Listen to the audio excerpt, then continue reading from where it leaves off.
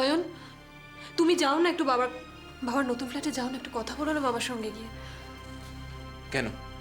কেন মানে? তোমার কথাই একমাত্র বাবা শুনতে পারেন, তাই। কে কার কথা শোনে গার্গী? কে কার কথা শোনে? আমরা প্রত্যেকে অ্যাডাল্ট, প্রত্যেকে স্বাধীন, প্রত্যেকের নিজের মতো করে জীবন চালানোর একটা অধিকার আছে, নিজস্ব একটা মতামত আছে। আর আমরা প্রত্যেকে খালি নিজের কথাটুকু ভাবি। কে কার কথা শোনে? তুমি আগে থেকে এত নেগেটিভ হয়ে যাচ্ছ কেন? আমার এক্সপিরিয়েন্স আমাকে তাই শিখিয়েছে গার্গী।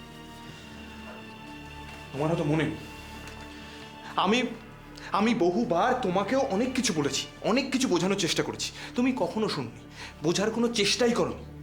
এই যে তোমার মা, কোনো কথা শুনেছেন উনি? শোনেননি। তুমি কি করে ভেবে নিচ্ছ আমি আমার বাবার কাছে গিয়ে রিকোয়েস্ট করলে বাবা সব কথা শুনে নেবে?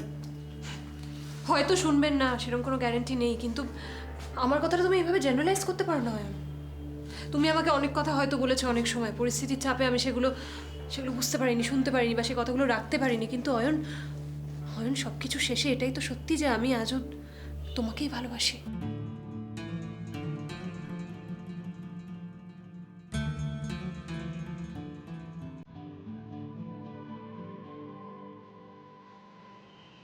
কি হলো অয়ন, তুমি আমায় ভালোবাসো না? কতদিন পর কাকি, কতদিন পর তোমার মুখ থেকে এই কথাটা শুনলাম।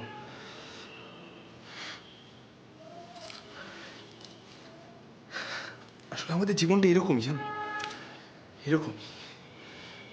বিয়ের আগে একরকম, আর বিয়ের পর কাছের মানুষ যখন সবসময় সবসময় পাশে পাশে থাকে, তখন বোধহয় সব ভালোবাসা, সব রোম্যান্টিকতা, সাংসারিক জটিলতা, প্রয়োজন অপ্রয়োজন, এসব সব ফালতু জিনিসের মধ্যে কোথায় হারিয়ে যায়। কিন্তু অয়ন, এর মধ্যেও ভালোবাসাটাকে তো বাঁচিয়ে রাখাই যায়, যদি আমাদের যদি আমাদের পরস্পরের প্রতি বিশ্বাসটা অটুট থাকে। আর এই বিশ্বাসটাই বোধহয় আমরা হারিয়ে যেতে। প্লিজ প্লিজ কাকি, আর বলো না। আমি জানি আমি বারবার ভুল করেছি, বারবার ওভার রিয়েক্ট করেছি, তোমাকে তোমাকে খারাপ কথা বলেছি, বাজে ব্যবহার করেছি, তোমাকে কষ্ট দিয়েছি, কিন্তু বিশ্বাস করো কাকি, না অয়ন, থাক এসব কথা, এখন এসব কথার সময় নয়। কটা বাজে দেখো, তোমার দেরি হয়ে যাচ্ছে না? এসো তুমি। অয়ন,